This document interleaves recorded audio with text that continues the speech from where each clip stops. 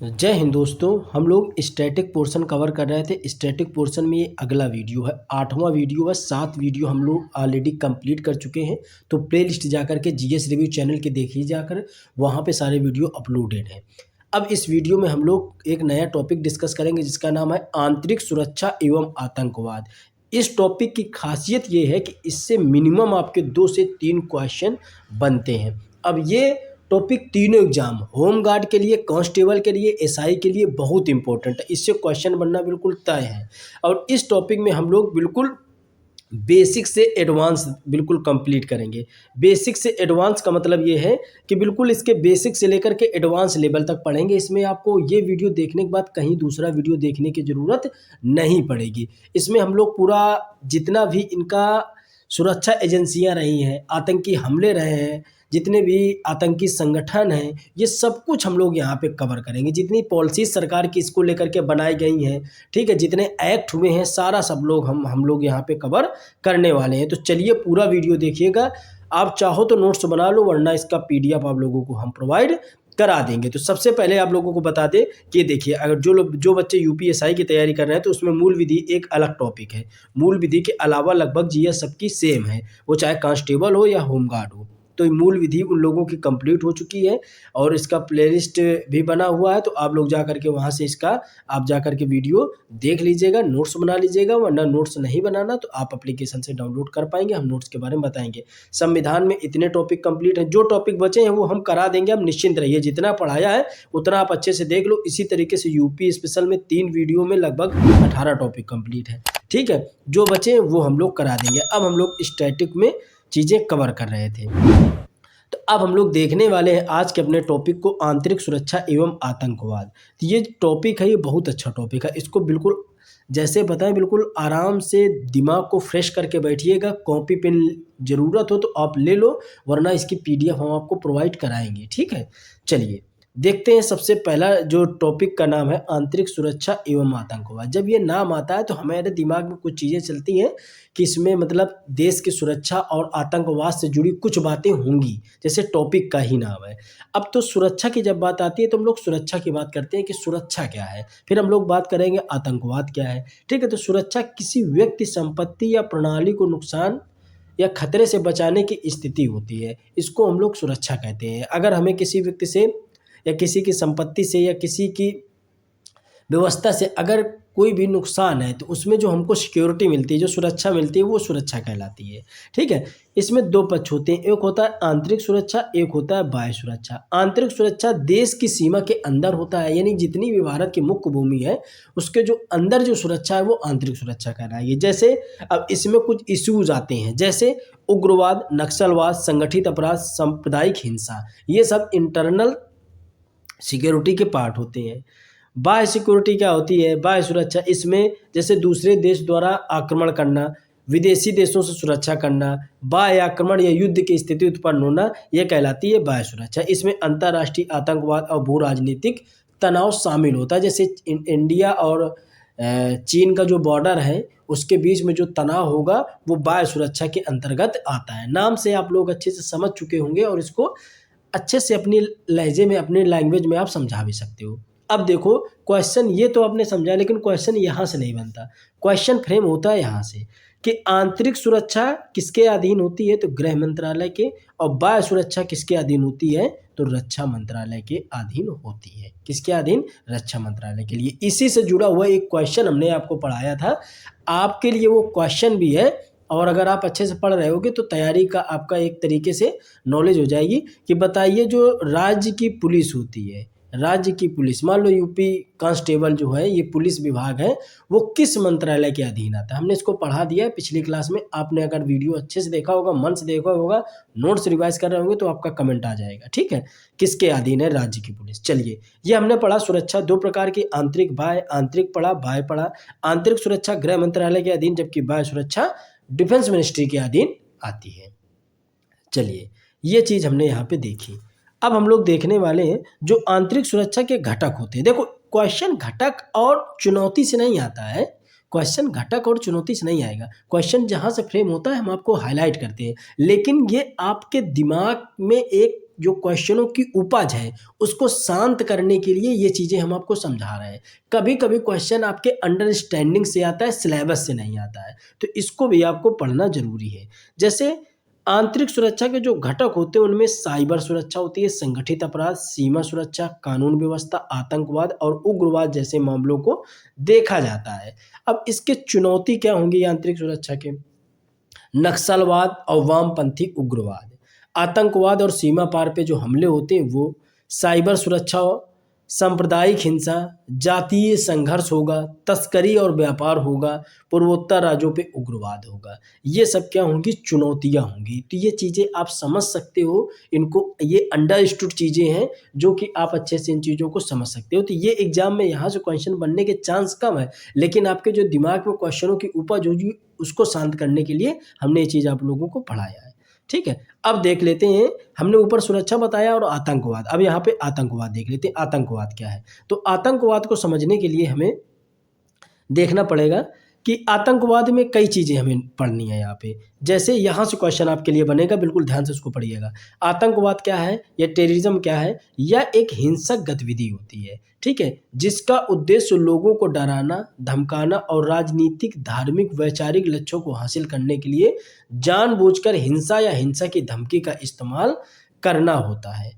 अब आतंकवाद में कई इसके प्रकार आते हैं, तो प्रकार से कभी कभी क्वेश्चन आपसे पूछता है, तो इसको थोड़ा सा देख लीजिएगा, क्योंकि आप आतंकवाद के कारण और प्रभाव को तो अपने जेन्युइन तरीके से अपने माइंड से चीज़ों को समझ करके आंसर दे सकते हो कि नहीं। अगर आ गया कि आतंकवाद किस कारण होता है, तो आप लिख सकते हो राजनीतिक कारण है, उसका धार्मिक कारण है, उसका सोशल मीडिया का दुष्प्रचार है, संगठित अपराधों का बढ़ना है, ठीक है। और चुनौती में अगर इसी तरीके से प्रभाव आ जाए तो आप कहोगे कि सुरक्षा में खर्चा बढ़ेगी, अगर हम इसकी सिक्योरिटी बढ़ाएंगे आर्थिक हानि होगी, पर्यटन बाधित होगा। इस तरीके से आप इनको अंडरस्टूड कर सकते हो। लेकिन जो आतंकवाद के प्रकार है, इससे क्वेश्चन आपसे फ्रेम होता है। तो आतंकवाद के प्रकार में हमें क्या पढ़ना है? जैसे जैविक आतंकवाद है। अब लोगों से पूछा जाता है, अगर ऑप्शन में डाल दे निम्नलिखित में से कौन सा आतंकवाद का प्रकार नहीं है, और वो जैविक आतंकवाद को डाल दिया, तो आपके दिमाग में आएगा कि यार ये कभी नहीं पढ़ा है, लेकिन ये होता है। जैविक आतंकवाद इसका एक पार्ट है। राजनीतिक आतंकवाद, धार्मिक आतंकवाद, अलगाववादी आतंकवाद, साइबर आतंकवाद और राज्य प्रायोजित आतंकवाद, तो ये आतंकवाद के टाइप्स हैं, ठीक है। तो इसको आपको अच्छे से देख लेना है, इसको आपको अच्छे से जैसे हमने चार्ट में इनको क्लियर किया है, आप भी अगर नोट्स भी बनाया करते हो तो नोट्स इस तरीके से बनाया करो कि आपको देखने में अच्छा लगे। जब चीज़ें देखने में अच्छी होंगी तो वो माइंड में सेट जल्दी होती हैं। अगर चीज़ें देखने में अच्छी होंगी तो माइंड में सेट भी अच्छे से होती हैं। इस बात को आप अच्छे से याद रखिएगा।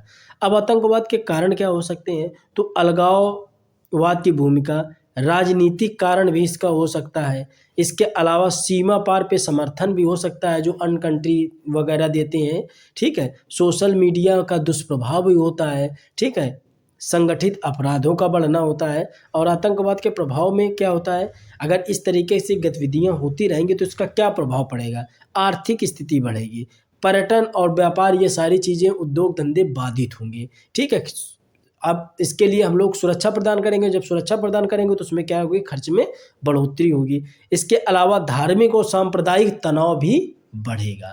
तो ये चीज़ें तो हम समझ भी सकते थे, लेकिन ये प्रकार वाला जो पोर्शन है इसको आप अच्छे से याद रखिएगा। चलिए, हमने क्या पढ़ लिया? हमने पढ़ लिया आंतरिक सुरक्षा और आतंकवाद में सबसे पहले सुरक्षा पढ़ा। दो पार्ट हैं, आंतरिक और बाह्य। आंतरिक सुरक्षा होम मिनिस्ट्री के अंतर्गत आती है और बाह्य सुरक्षा डिफेंस मिनिस्ट्री के अंतर्गत आती है। आंतरिक सुरक्षा के घटक और उसकी चुनौतियों को देख लिया। फिर आतंकवाद के प्रकार, कारण और प्रभाव को देख लिया। असली लड़ाई, असली खेल जो जहाँ से क्वेश्चन ज़्यादा फ्रेम होंगे वो ये है कि इनसे निपटने के लिए, किनसे निपटने के लिए? आंतरिक सुरक्षा से लेकर के जो आतंकवाद फैला है, आतंकवाद से निपटने के लिए बनाई गई एजेंसी जिनका उद्देश्य इन्हें नियंत्रित करना तथा देश में शांति स्थापित करना होता है। तो इनसे रिलेटेड जो एजेंसी हैं, जो पॉलिसी हैं, जो एक्ट हैं, जो नियम है, जो कानून है, वो क्या है और उनसे किस तरीके से क्वेश्चन फ्रेम होंगे, एक एक चीज़ हम लोग यहाँ पे पढ़ने वाले हैं। ये जो फ्रेम बनाया है ये आपके माइंड को बेहतर करेगा। जैसे अगर आपसे पूछ ले कोई अगर कोई पढ़ा लिखा व्यक्ति या गांव का भी कोई व्यक्ति ये पूछ ले कि बेटा बताओ कि भारत में कुल कितनी खुफिया एजेंसी हैं जो भारत में खुफिया तरीके से काम करती हैं, तो आप तुरंत बताओगे सर रॉ है, आईबी है, एनटीआरओ है। ठीक है। आतंकी विरोधी संगठन कितनी है और राज्य की कितनी एजेंसियां चलती हैं, तो एटीएफ और एसटीएफ चलती है। साइबर तकनीकी की कितनी एजेंसियां हैं, ये आपको ये बताता है कि आप एक दिमाग में सिनेरियो, एक माइंड चार्ट तैयार कर सकते हैं ये बताने के लिए कि हमें आतंकवाद से निपटने के लिए सरकार ने किन योजनाओं को, किन पहल को लागू कर रखा है देश में। ठीक है, तो ये चीज़ें आपको समझना जरूरी है। जैसे सरकार ने कुछ कानून भी बना रखे हैं, कुछ राष्ट्रीय एजेंसियां हैं, कुछ राज्य की एजेंसियां हैं, कुछ साइबर से रिलेटेड एजेंसियां हैं और कुछ हमारे विशेष बल हैं और कुछ खुफिया एजेंसियां हैं। तो इन्हीं सभी को डिटेल में एक एक पढ़ना है, इन्हीं से क्वेश्चन आता है। जैसे पिछली बार में पूछा गया था एनएसजी जो कमांडो होते हैं उसकी संस्था का स्थापना वर्ष क्या था। ठीक है, इनका कभी कभी मुख्यालय पूछ लेता है, तो इनसे क्वेश्चन निश्चित तौर पे आएंगे, बस आपको अच्छे से इसको पढ़ना है। चलिए, हाँ, ये बैच से रिलेटेड जानकारी है। अगर आपको पूरा इसका कंप्लीट बैच यूपीएसआई का चाहिए तो ये कंप्लीट बैच है। ये 4 बुकलेटें हैं, आपकी पीडीएफ फॉर्म में मिलेंगी। उत्तर प्रदेश की उत्तर प्रदेश प्लस मूल विधि और संविधान की पूरा सामान, जीके जीएस, सॉल्व पेपर 15 साल के प्लस स्टैटिक जो हम पढ़ा रहे हैं इनकी भी पीडीएफ आप लोगों को मिल जाएगी। अगर आप कांस्टेबल की तैयारी कर रहे हो तो कांस्टेबल में जितना सिलेबस दिया है जीके जीएस का वो मिलेगा। अभी लेटेस्ट में इस समय आज 31 दिसंबर 2025 यानी नया वर्ष का कल से लग जाएगा, तो उसके लिए आज बिल्कुल ऑफर पे ही चीज़ें चल रही हैं। कल से इनकी सबकी फीस बढ़ जाएगी। अभी हमारे पास home guard, SSC GD, constable और एसआई के बैच चल रहे हैं, इन सब की फीस बढ़ जाएगी। बिल्कुल नॉमिनल फीस चल रहे हैं, 99 रुपये, 100 रुपये, इस तरीके से फीस का चार्ट रखा गया है। और कल से फीस जस्ट 2 गुना हो जाएगी। तो आप लोग जा करके बैच वहाँ से परचेज कर सकते हैं। एप्लीकेशन का नाम है जीएस रिव्यू। डिस्क्रिप्शन में, कमेंट सेक्शन में टेलीग्राम का और एप्लीकेशन का लिंक लगाएंगे। पीडीएफ फाइल डेमो आप चेक कर लेना। ठीक है, इसके बाद आप ज्वाइन कर सकते हो। कंटेंट जिस लेवल का पढ़ाया जा रहा है एग्जाम ओरिएंटेड, इसी लेवल का आपको मिलेगा, निश्चिंत रहिएगा। ठीक है, तो आज लास्ट डेट है, बिल्कुल आज लास्ट डेट है, जाकर के इनको ज्वाइन जरूर कर लीजिएगा, वरना बाद में आपको बढ़ी हुई फीस पे एडमिशन मिलेगा और आपको बड़ा पछतावा होगा। ठीक है, चलिए, हमने खुफिया एजेंसियों की बात करी, तो हमारी जो पहली खुफिया एजेंसी है ये वाला हम लोग पार्ट पढ़ रहे हैं। निश्चिंत रहिए, आप बिल्कुल इस तरीके से पढ़ेंगे कि आपको मजा आएगा। पहले ये पार्ट हम डिस्कस करेंगे रॉ के बारे में, आईबी के बारे में, फिर एनटीआरओ के बारे में डिस्कस करेंगे। तो चलिए इसी के बारे में हम लोग सबसे पहले देखते हैं। तो हम लोग सबसे पहले देखने वाले हैं खुफिया एजेंसियों में रॉ के बारे में। इसी को कहते हैं research and analysis wing. Hindi में इसका नाम होता है अनुसंधान एवं विश्लेषण विंग। अनुसंधान एवं विश्लेषण विंग। इसकी स्थापना 1968 में करी गई। जब 1962 का भारत चीन युद्ध हुआ तो उसके बाद इसकी स्थापना करी गई थी। तो ये पूछा भी जाता है कि 1962 के भारत चीन के बाद किस खुफिया एजेंसी की स्थापना करी गई, तो रॉ की करी गई। पहले इसके जो निदेशक थे वो कौन थे, तो रामेश्वरम नाथ कौब थे, रामेश्वरम नाथ कौब, और यही इसके संस्थापक भी रहे थे।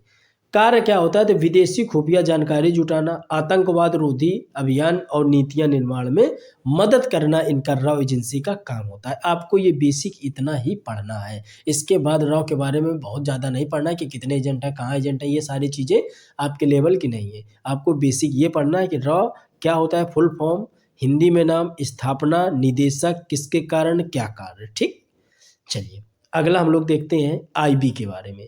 तो आईबी फुल फॉर्म क्या है, इंटेलिजेंस ब्यूरो यानी आसूचना ब्यूरो। स्थापना 1887।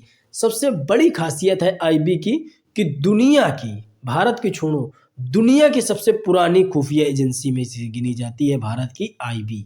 भारत की इंटेलिजेंस ब्यूरो दुनिया के सबसे पुरानी खुफिया एजेंसी में से एक है। 1887 में इसकी स्थापना करी गई। कब, 1887 में। किसके अधीन है, तो ये होम मिनिस्ट्री के अधीन है, गृह मंत्रालय के अधीन है। कार्य इसका आंतरिक सुरक्षा और आतंकवाद निरोध, ये इसका मुख्य काम है। चलिए अब एनटीआरओ, जितना इंपॉर्टेंट है हम उतना आपको पढ़ाएंगे। ठीक है, बहुत ज़्यादा आपको इसमें ज्ञान लेने की ज़रूरत हो तो किताब, इंटरनेट, विकिपीडिया सर्च कर लेना, खूब ज्ञान भरा पड़ा है, आप इसमें खूब जोड़ लेना, फिर देखना कि आप कितना याद कर पाते हो, एग्जाम के लिए कितना इंपॉर्टेंट रह जाता है। चलिए, NTRO, national technical research organisation, Hindi में इसका नाम है राष्ट्रीय तकनीकी अनुसंधान संगठन।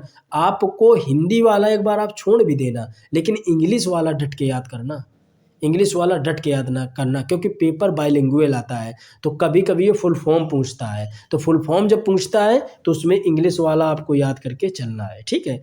स्थापना 2004 में हुई, कारगिल युद्ध 1999 के बाद। ये इनकी जो खासियत होती है, ये क्या काम करते हैं, तो ये जैसे कि ये इनका जो मुख्य काम होता है, आप बिल्कुल सरल भाषा में, देसी भाषा में समझो कि जैसे सैटेलाइट इमेज, इनको ड्रोन आदि, इनको ये क्या करते हैं, ये भारत सरकार को प्रोवाइड कराते हैं, ठीक है। ये उनकी लोकेशन को ट्रैक करते हैं, ठीक है। ये खुफिया तरीके से काम करती है, ये तकनीकी एजेंसी है, तकनीकी एजेंसी का एक पार्ट है। NTRO नाम से ही नेशनल टेक्निकल रिसर्च ऑर्गेनाइजेशन, राष्ट्रीय तकनीकी अनुसंधान है, ठीक है। इसकी स्थापना 2004 में करी गई।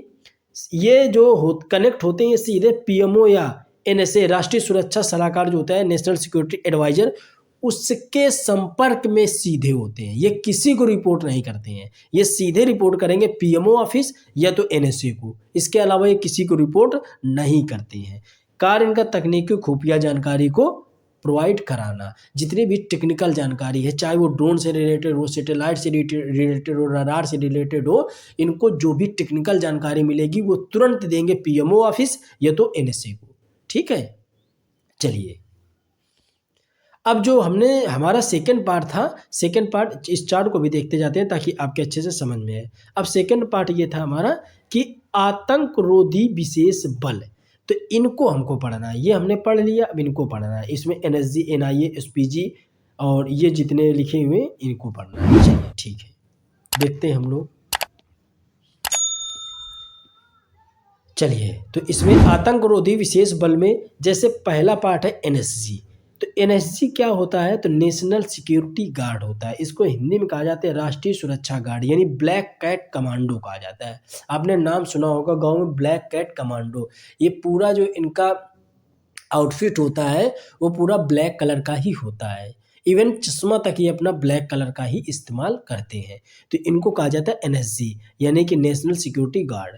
गठन इनका 1984 में हुआ, ऑपरेशन ब्लू स्टार के बाद इनको गठन किया गया था। महत्वपूर्ण ये चीज़ है, आप याद रखिएगा, किसके बाद, ब्लू स्टार के बाद। गठन कब, 1984।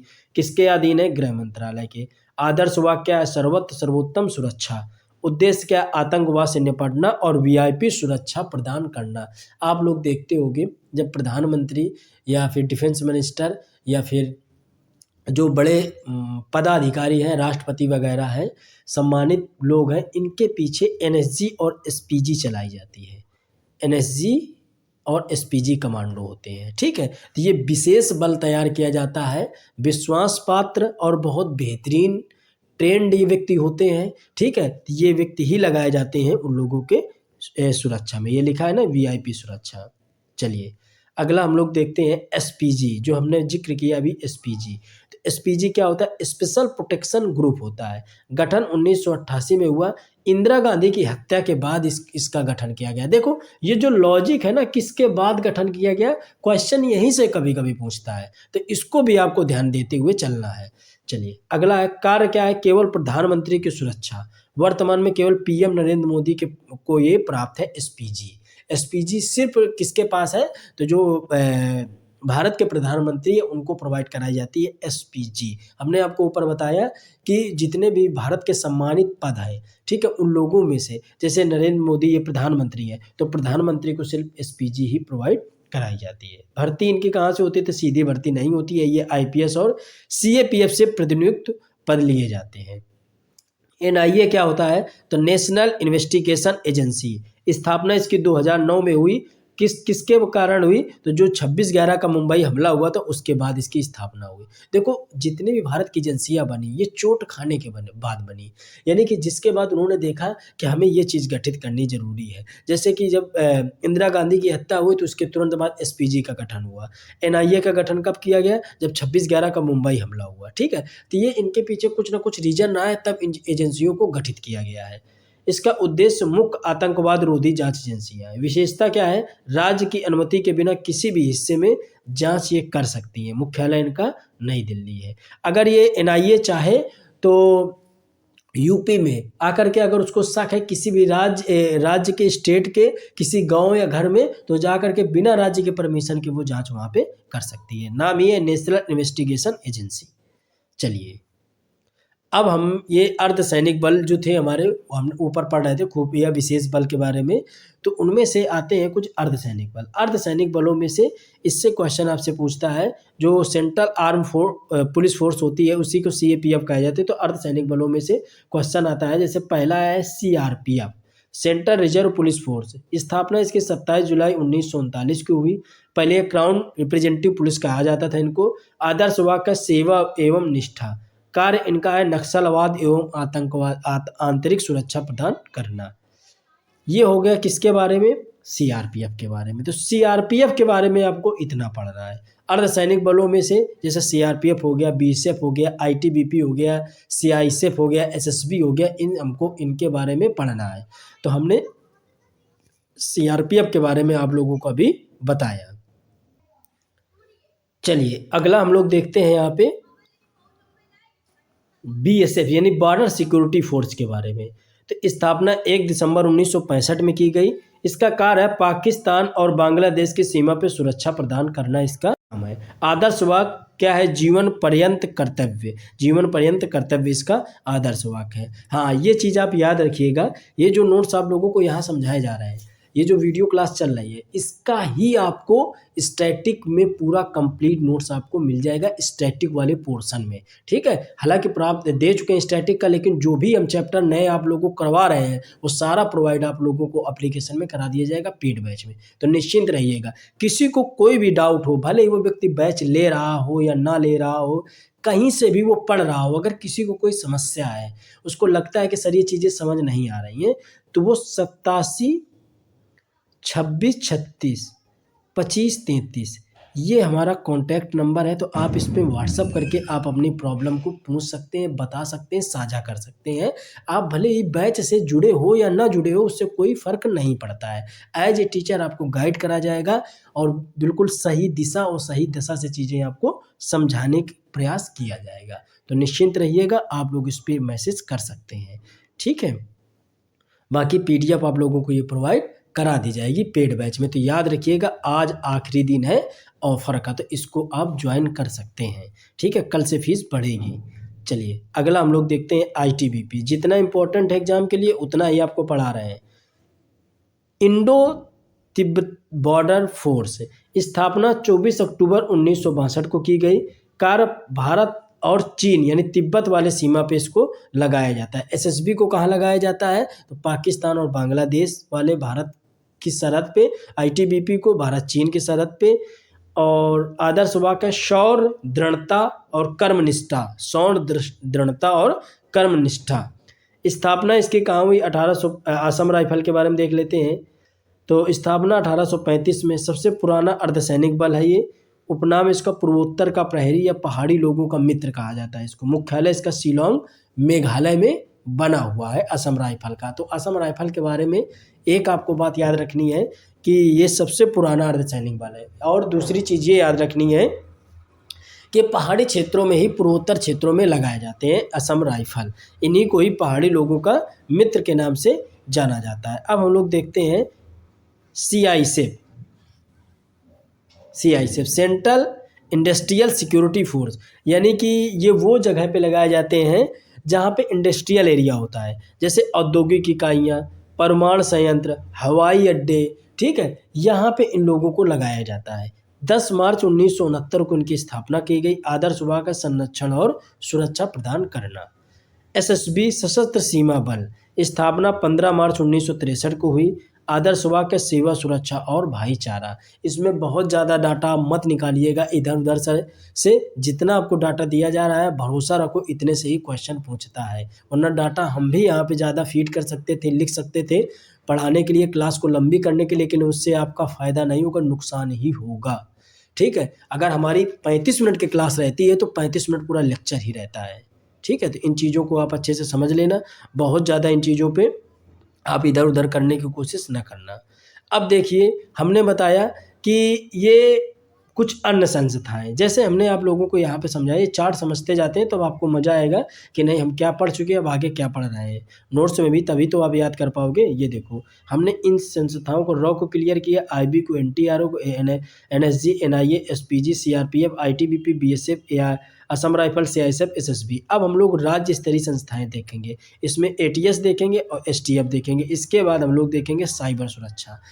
राष्ट्रीय एजेंसियों में एनआईए और एनएसजी है जो यहाँ पे हम लोग क्लियर कर चुके हैं। फिर हम लोग देख लेंगे कुछ कानून, आतंकवादी संबंधित कानून। चलिए, तो हम लोग वो एजेंसियाँ देख रहे हैं राज्य संबंधित। चलिए, तो राज्य संबंधित एजेंसियों में से हमने देखा एटीएस और एसटीएफ, इसके अलावा मैग। तो एटीएस क्या है, तो एंटी टेररिज्म स्क्वाड होता है। ये राज्य स्तर पे आतंकी गतिविधियों पे कार्रवाई के लिए बनाई जाती है।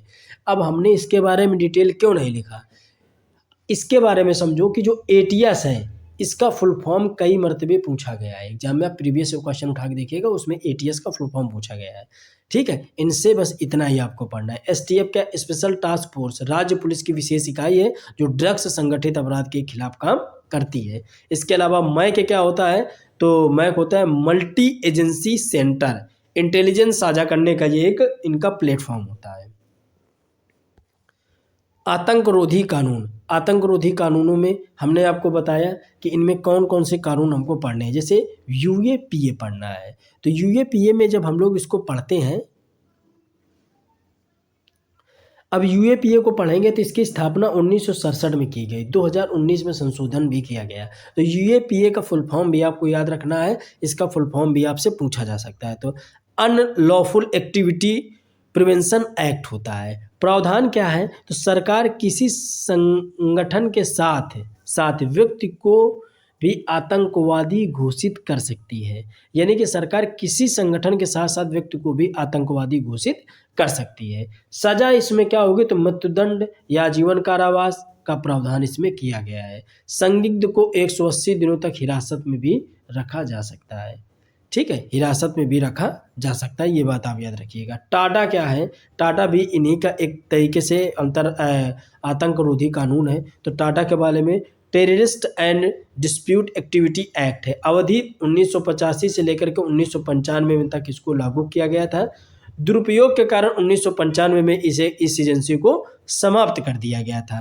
तो जो एजेंसियां हैं इनके डिस्क्रिप्शन से ज़्यादा इम्पोर्टेंट चीज़ क्या होती है कि इनके फुल फॉर्म को आपको तैयार करना। ठीक है, इनके फुल फॉर्म को आपको याद करना। पोटा क्या है, तो प्रिवेंशन ऑफ टेररिज्म एक्ट है। 2002 में संसद हमले के बाद इसको लाया गया। निरस्त्रीकरण 2004 में इसको रद्द कर दिया गया था। 2004 में इसको रद्द कर दिया गया था।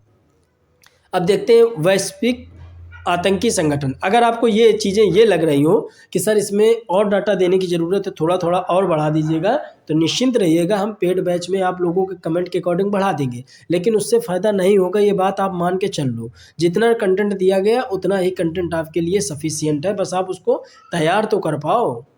ठीक है, अब वैश्विक आतंकी संगठन पढ़ते हैं। ये वो आतंकी संगठन है जो हमारे देश के पड़ोसी देश हैं। ठीक है, उनके द्वारा पनप, उनके ही कंट्री के भीतर पनप रहे आतंकी संगठन है जो भारत पे लगातार निरंतर प्रयास करते हैं कि भारत की सद्भावना को चोट पहुंचाना। अब देखते हैं, जैसे अलकायदा, ये ओसामा बिन लादेन द्वारा स्थापित 9/11 हमले के लिए जिम्मेदार संगठन था। आईएसआई इस्लामिक स्टेट है। इराक और सीरिया में ये सक्रिय संगठन है। तालिबान अफगानिस्तान में ये सक्रिय संगठन है। जैसे मोहम्मद पाकिस्तान में स्थित है, ये जैसे मोहम्मद। ठीक है, बब्बर खालसा इंटरनेशनल खालिस्तान आंदोलन से जुड़ा हुआ ये है। लिटे तो श्रीलंका में सक्रिय था, जिसने राजीव गांधी की हत्या के लिए यही संगठन जिम्मेदार भी था। यही संगठन जिम्मेदार था। ठीक है, तो ये आतंकी संगठन है जिनको आपको याद रखना है। अब जैसे भारत पे प्रमुख आतंकी हमले कब हुए, तो इनसे भी क्वेश्चन आता है, तो इसको भी याद रखना। जैसे संसद पे जो हमला किया गया वो 13 दिसंबर 2001 को किया गया। कब किया गया? 13 दिसंबर 2001 को ये हमला किया गया था संसद पे। अक्षरधाम मंदिर पे गांधीनगर, अक्षरधाम मंदिर जो गांधीनगर गुजरात में है, 24 सितंबर 2000 को हमला हुआ। मुंबई हमला ताज होटल 26/11/2008 को हुआ। उरी हमला 2016 को हुआ। पुलवामा हमला 2019 को हुआ। पहलगाम हमला 22 अप्रैल 2025 को हुआ था। 22 अप्रैल कब? 2025 को ये हमला हुआ था। आप ये चीज़ें अच्छे से समझ रहे होंगे कि हम क्या किन चीज़ों को कि यहाँ पे क्लियर कर रहे हैं, कौन-कौन सी चीज़ें आप अच्छे से यहाँ पे पढ़ रहे हैं। तो ये जो टॉपिक था, हमने आपको रोड मैप बताया था, ये इसी को हमको फॉलो करना है, इसी को हमको फॉलो करना है। तो दोस्तों ये पूरा टॉपिक आधे घंटे की क्लास में ही हमने आप लोगों को कवर कर दिया है।